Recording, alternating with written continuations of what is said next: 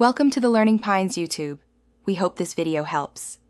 You start by opening the exact Google Slides file and picking the slide where the clip will live.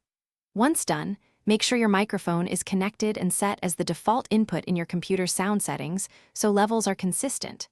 Next, install or enable the simple recording method you prefer, a browser extension, the record add-on, or a phone voice memo you plan to upload.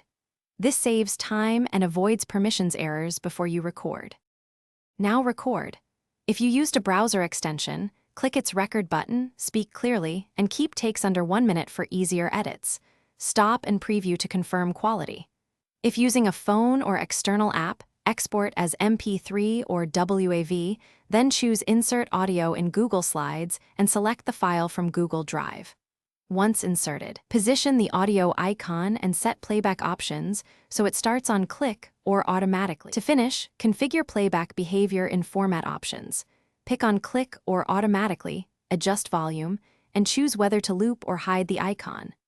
Then run the presentation in slideshow mode and test on another device or browser to confirm consistent behavior. If audio fails to play, make sure the file's sharing settings allow access, relink the Drive file, and check browser autoplay policies. Re-uploading to Drive often resolves broken links and permission issues quickly.